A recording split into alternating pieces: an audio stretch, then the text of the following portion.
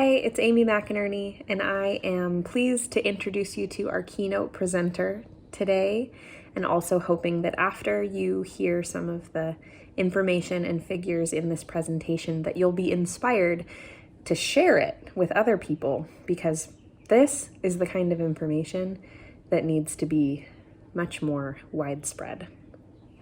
So after struggling through more than a year of dramatic changes and challenges and news cycles because of COVID here and around the globe, maybe you're thinking that we should be presenting only positive, easy news. Well, buckle your seatbelt, because Dr. Richard Gammon is a professor emeritus of chemistry and oceanography and an adjunct professor of atmospheric sciences at the University of Washington. He received a bachelor's in chemistry from Princeton and a master's and a PhD in physical chemistry from Harvard. He was co-author of the first scientific assessment by the Intergovernmental Panel on Climate Change in 1990 and has taught undergrad and graduate classes in chemistry, oceanography, atmospheric science, biogeochemical cycles, and climate change. So buckle up. I trust that we all care a lot about climate change, and we all make our best efforts to be a part of the solution, but admittedly, we can all become a little desensitized, and perhaps we haven't kept up with the real recent science. And if that's the case, let this presentation reinstill the importance of real climate action and to staying educated and up to date. Let it reaffirm the importance of teaching students to be literate in environmental issues and to prioritize the task of providing outdoor experiences for kids so they grow up to advocate for the health of their local environment and for the planet. Without further ado, please enjoy this year's keynote presentation by Dr. Richard Gammon. Hello, Whidbey Watershed stewards. This is Richard Gammon, and I'm very honored to have a chance to present to you today. I'll just say in introduction that there are too many slides here, and they'll go by quickly, but you have them all, and you can review them at a slower pace. And any questions or comments you have, my email is there, gammon@u.washington.edu. Happy to follow up with you. There have been some other longer presentations, and you could look at the presentation I gave at WICA about a year and a half ago, a very long presentation with a long question session was at Bellingham City Council. So the links to those will also be there for you if you want to follow up. So here we go. We're in a climate emergency. It's a global emergency, but we have manifestations here in the Pacific Northwest. So I start the presentation with a picture of my grandson, Jesse. He's bigger now, but he's a very small baby. There he is on the beach in Santa Monica. And the reason I show this picture is that in his lifetime, almost certainly that beach will go underwater. California is scheduled to lose 1/3 to 1/2 of all their beaches due to sea level rise. We'll come back to that issue and how sea level rise might impact Whidbey Island at the end of the talk. Okay, here we go. Oops, if I can advance the slides. Give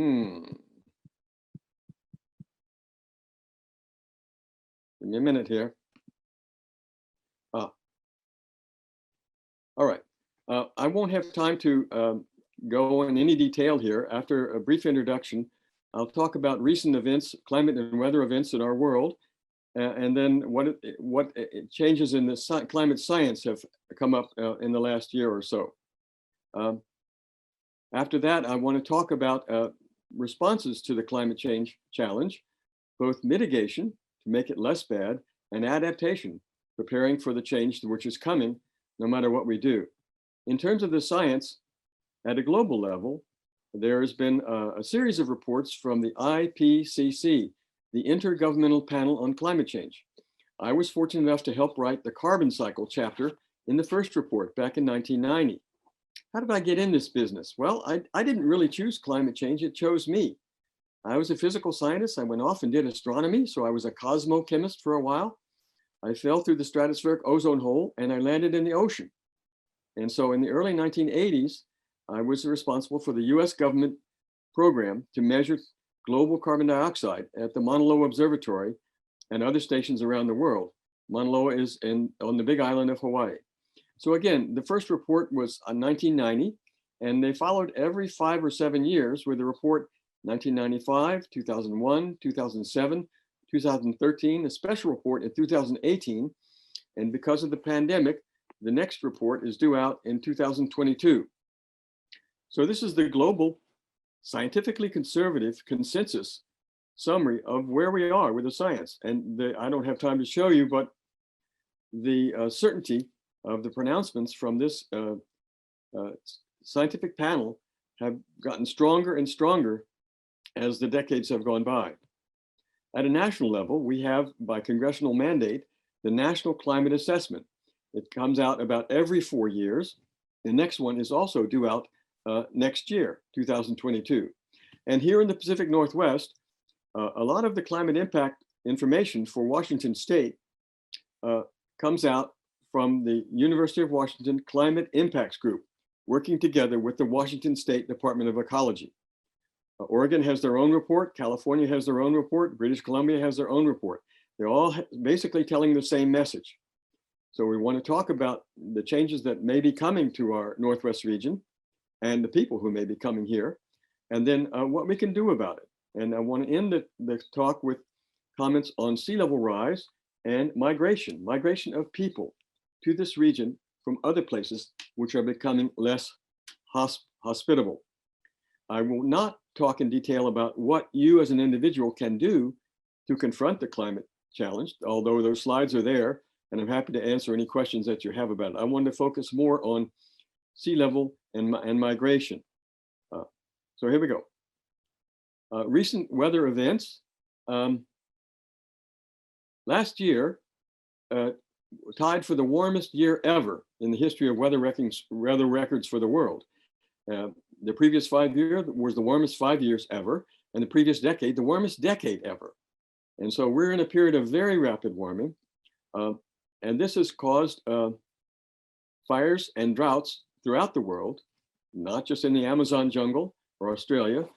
The Western United States is now in an epic mega drought, perhaps the worst drought in 500 or even 1,000 years.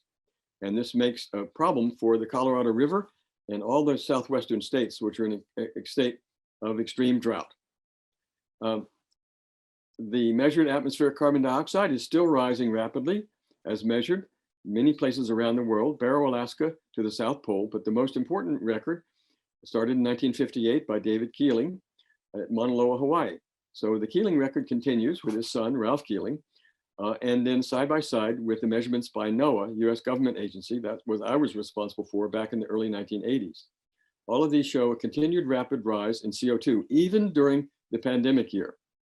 One concerning development in the science is that it may look like the possible climate warming we would receive for a certain amount of CO2 is now estimated to be higher than it was in the past. This is called the equilibrium climate sensitivity.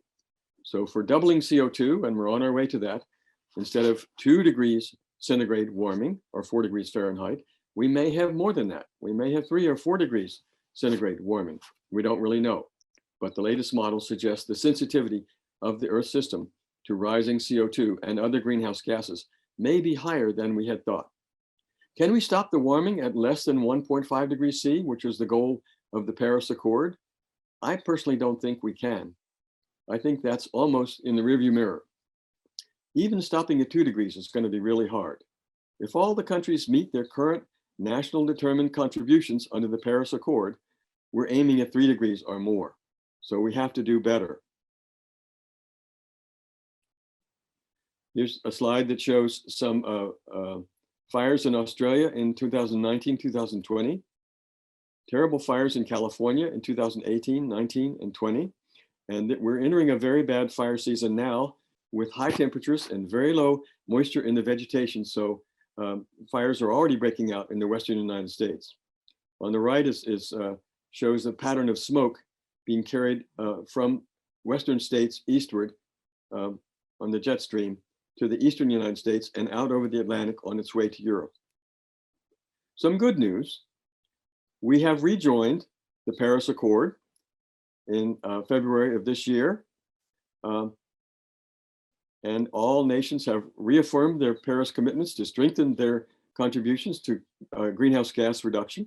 This is going to lead to the Conference of the Parties, the 26th Conference of the Parties, which will meet in Scotland this November. Let's hope that they come up with some very firm guidelines for reducing CO2 emissions. The business community is beginning to take notice of the financial risk of climate change to the business community. And many nations and companies have now pledged to become, quote, carbon neutral. That means the amount of the CO2 in the atmosphere will stop increasing because we'll be taking it out as fast as we're putting it in. What a great goal, 2050 or sooner. Even China, which may lag by a decade that deadline, has made some commitment in this way. Is planting trees a good idea? Yes, it's a great idea. Will it solve the problem? No. Even if we plant 1 trillion trees, it might make a 10% difference. The biggest difference is to stop burning coal, oil, and natural gas. And if you do, capture the CO2 and put it safely back underground where it belongs. Moving, in the United States especially, moving quickly to electric vehicles is probably one of the most important things we can do. Nearly half of our emissions in this country are coming from transportation. And here in the West, in Washington State, more than half of our emissions are coming from transportation. So greening our electrical power supply in the next 10 or 15 years, and then electrifying as much as we can. That's where we have to go. This figure shows the actual temperature record as measured by several different groups around the world. And they're in good agreement for the last 50 years or so. And then the bottom right figure shows the carbon dioxide in the Earth's atmosphere as measured at Mauna Loa, Hawaii. Again, the blue arrow shows when I was in charge of the network back in the early 1980s. Back then, it was 340 and going up 1 or 1.5 per year. And now it's almost 420, and it's going up 2 or 3 parts per million per year. We have to stop the increase in this curve. This figure shows the actual measured and modeled rise in atmospheric temperature. The point of the figure is that climate models are pretty good, and they have been pretty good, and they have accurately predicted the increase in atmospheric temperature since 1980. So for the last 40 years, the models have been pretty good, within a range. The actual measured data is shown in the colored zigzaggy data, and in the envelope, the gray envelope, is the range from climate models of what the warming would be. And you see that the models do a pretty good job of capturing the actual measured warming. So most people think that the scientists are still arguing about climate change. They're not, and we haven't been for more than 10 or 20 years. It's a deep international scientific consensus that, here's the quote, human-caused climate change now has a greater degree of scientific certainty than the long accepted fact that smoking cigarettes causes cancer. Our former EPA administrator said that. So a person is entitled to her own opinions, but not her own facts. The basic science of climate change as human-caused is no longer in question. QED, done. Move on. So the latest report from IPCC, Intergovernmental Panel on Climate Change, and the new report's coming out next year. We've moved from unlikely, less likely than not, more likely than not, likely, very likely. Now we're at the top end of the curve, bottom right-hand side. Extremely likely, more than 95% confidence that human influence has been the dominant cause of the warming since the mid-20th century. That's it. This is scientifically conservative consensus of the brightest and best climate scientists in the world. That is where the science is. And even the Climate Science Special Report, which is chapter 1 of the US National Climate Assessment, which came out about 3 years ago, shows some figures from that report. And again, another report from this congressionally mandated US scientists report. It will be coming out next year. Here's the actual surface temperature record of land and ocean temperature anomaly, and it shows the warming of the Earth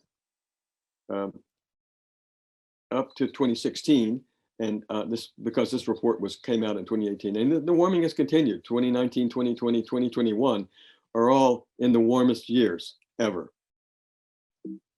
This period is now the warmest in the history of modern civilization. Okay. This shows what we think is causing this warming. Notice the large red panel on the left, human caused. Most of the warming is called radiative forcing. How much push, how much imbalance in incoming solar energy versus outgoing heat. Almost all of it's human caused. There's a tiny little bit which is solar variability. It's tiny, tiny. And yes, volcanoes matter, but they actually cool the Earth. So the effect of major volcanic eruptions is a slight cooling over a year or so, which is the lifetime of the volcanic dust in the stratosphere. So overwhelmingly, it's human caused. So these two figures show that the carbon dioxide in the atmosphere has led to a warming which is now greater at any time since the end of the last ice age, since the advent of cities, the rise of agriculture. We're already beyond that. We're already beyond that. And the bottom left-hand panel shows, by direct measurement, the carbon dioxide in ice cores from the South Pole, from Antarctica, over the last 800,000 years. So these are the glacial cycles. And you can see we came out of an ice age about 20,000 years ago. And the CO2 today at 420 is higher than any time in the last million years. Not an assumption, not a model, direct data. You bring up the ice, you crack it open, you measure the trapped air bubbles of CO2. No assumptions, direct measurement.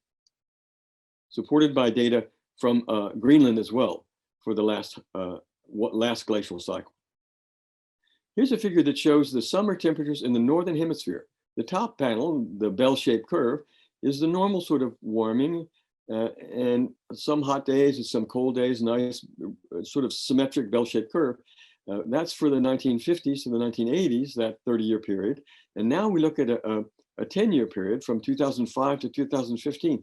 Notice how everything is shifted to the right, to hotter.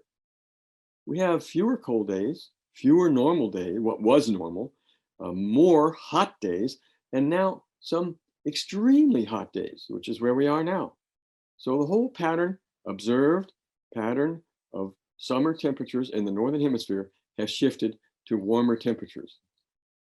This figure shows where we might go by the end of the century, in the lifetime of children born today. Jesse, my grandson, before he retires. The upper scenario shows, the right-hand side shows what might happen later. The lower right-hand figure, late in this 20th century, if we continue on a high emission scenario, you can see the warming in Canada, and even in the Pacific Northwest, we have warming of 6, 8, 10 degrees Fahrenheit by the end of this current century. And warming of several degrees Fahrenheit is now expected under all plausible future climate scenarios. Climate Science Special Report, quoting directly. This is just a figure to remind you of some of the terrible fires we've had in the Western United States, the Santa Rosa fire. And part of these fires is the forests are dry, have no moisture, are struggling, and many of them have been killed by beetles infestations, so they're ready to burn. So changes in forest ecosystems in the Western US has already begun. This figure is to show you that the pattern of drying and changes in rainfall, which accompany the warming.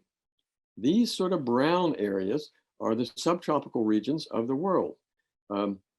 Southern Africa, Western Australia, the Middle East, the Mediterranean region, Mexico, and Central America. All of these are expected to get hotter and drier with climate change. Notice the high northern latitudes are going to have more rainfall, more precipitation, not as snow, but more as rain. And we're kind of on the bubble. We're on the edge of this in Seattle. So no great change in total precipitation per year, but hotter, drier summers and cool, milder, rainier winters, less snowpack in the mountain. Here's a figure that looks out from 2020 to the end of the century. It's data from NASA showing that by the end of the century, the southwestern United States, Mexico, and Central America will be in extreme drought. And the lower picture, I didn't put an updated figure, shows a drought map for the US as of 6 months ago. The map continues now, extreme drought in most of the southwestern United States. Chronic, long duration hydrological drought is increasingly possible. In fact, some recent scientific reports say that we are in a mega drought. This may be the worst drought in 1,000 years for the United States. What will cause sea level rise? Yes, warmer water expands, that's one factor, but the largest factors are ice sheets in Antarctica and in Greenland. In Antarctica, the names to remember are the Pig, the Pine Island Glacier, and the Thwaites Glacier. These two, if they really were to release all of the ice behind them, would raise global sea level by several feet. If Greenland were to melt and release all of its ice into the ocean, we might get 20 or 30 feet. So I want to quote now from the Climate Science Special Report.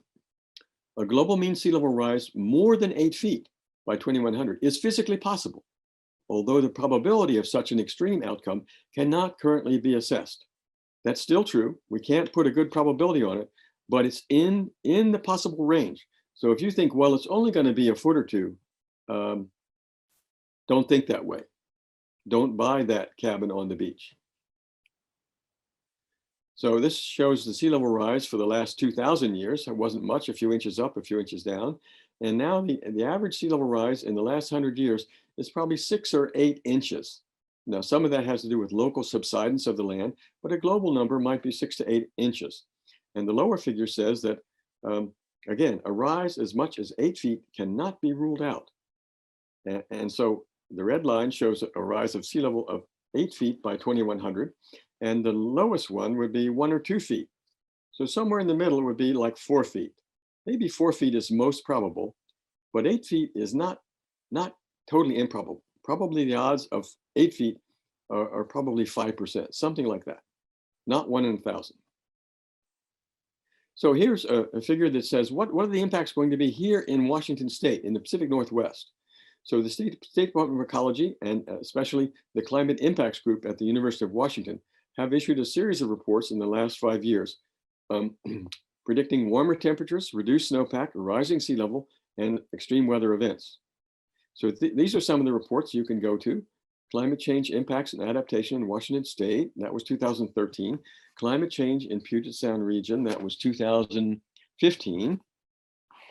And these are some of the impacts. I'm not going to go in detail on this. Glaciers, snowpack, wildfires, rising sea levels. 1 to 5 inches each decade. Not just 1 inch per decade, but as much as 5 inches per decade. You can work that out and see what that means 80 years from now. It's not small.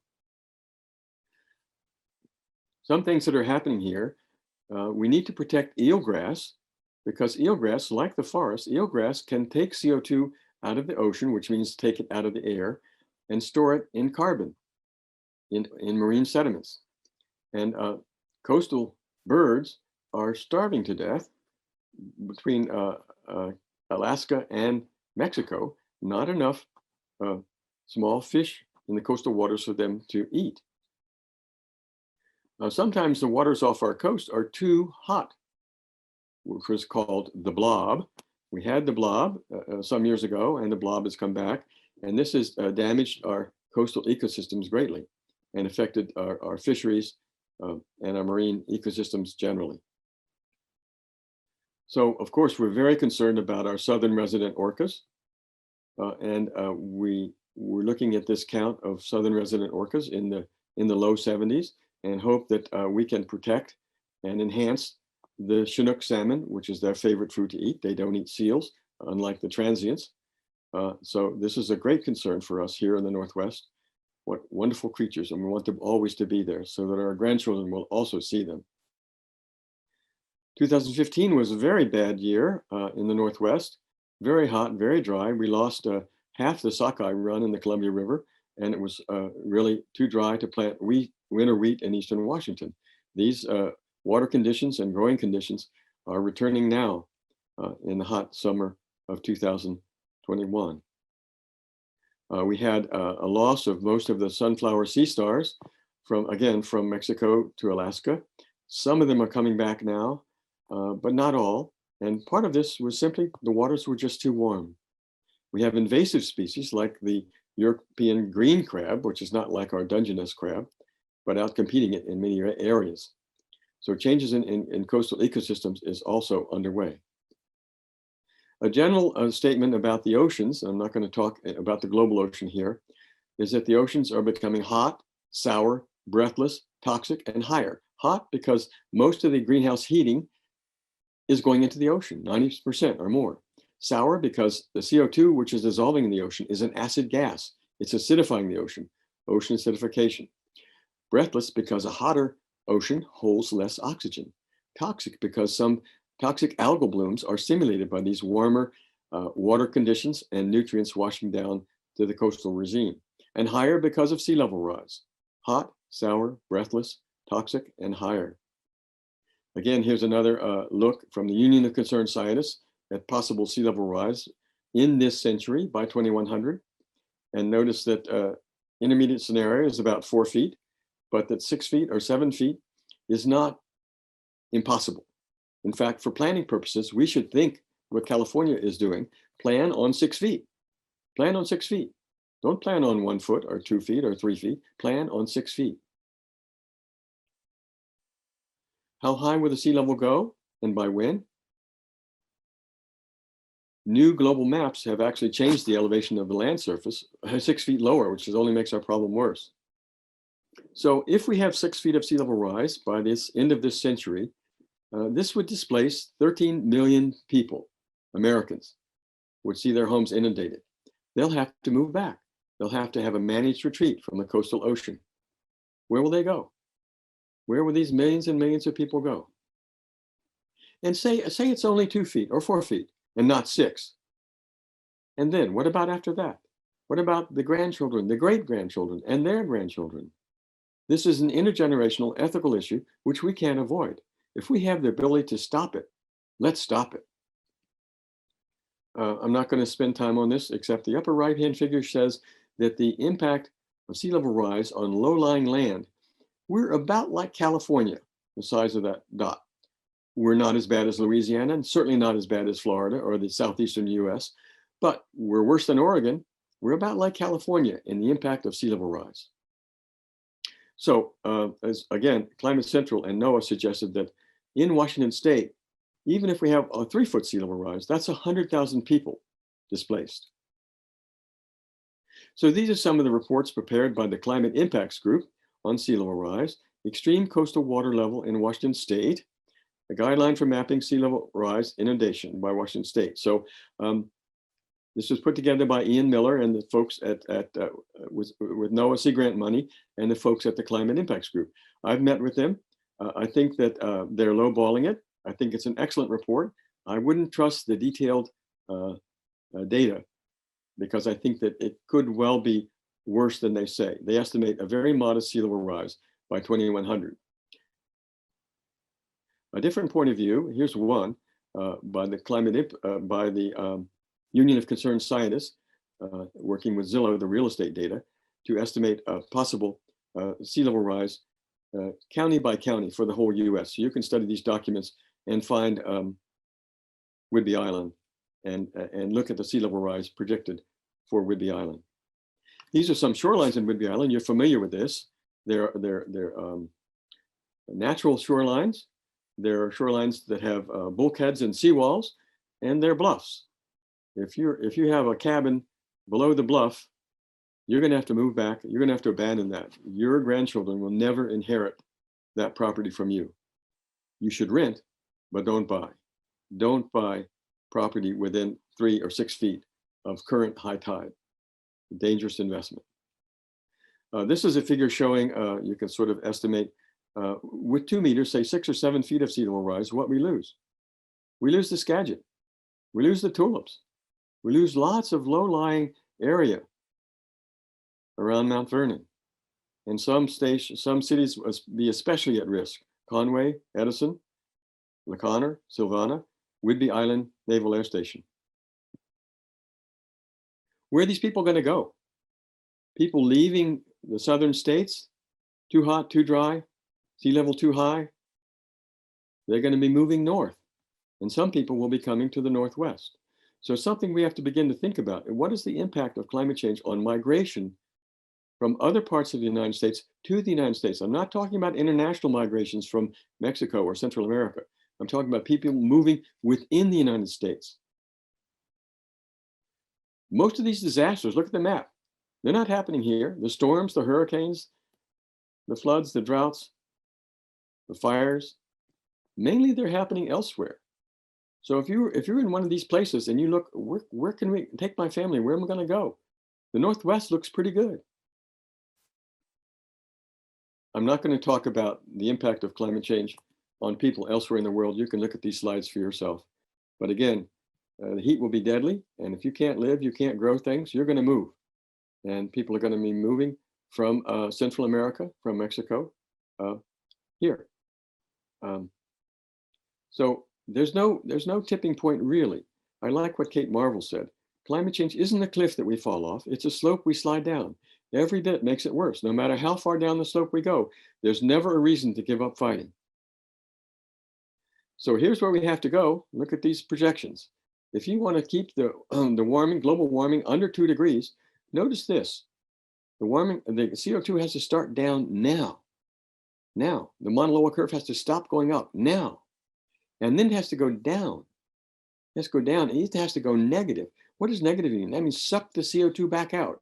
Yes, plant some trees, but we may need to have mechanical ways to remove CO2 from the atmosphere to keep the temperature from going above 2 or 3 degrees. If we don't, then we're looking at 4, 5, or 6 degrees of centigrade. That's a temperature that the world has not experienced since long before humans existed as a species, 300,000 years ago, or even the genus Homo, 3 million years ago. What a world. So what do we have to do? Look at the red curve. We're at 40 billion tons of CO2 a year in this decade by 2030. Cut it in half. Go from 40 to 20. And then the next decade, from 2030 to 2040, cut that in half. And then the next decade, from 2040 to 2050, cut that in half. Then you go from 40 down to 5. And then what? Then stop all tropical deforestation, massive reforestation globally, and then still have to suck out, mechanically remove some other CO2. Then by 2050, we might get carbon neutral. We might have net zero carbon. Can we do this? Really hard. We've got to try. That's where we have to go. So I like this. Here I am up there giving my lecture about green jobs, livable cities, renewable, clean water, blah, blah, blah, blah. And there's a guy in the back saying, what if it's all a big hoax and we create a better world for nothing? Well, as Abraham Lincoln said, let the people know the facts and the country will be safe. Thank you very much. I'm not going to talk about what you as a person can do, but these slides are in here. You can study them later and send me an email or a question. I'm happy to talk with you later. Thank you very much.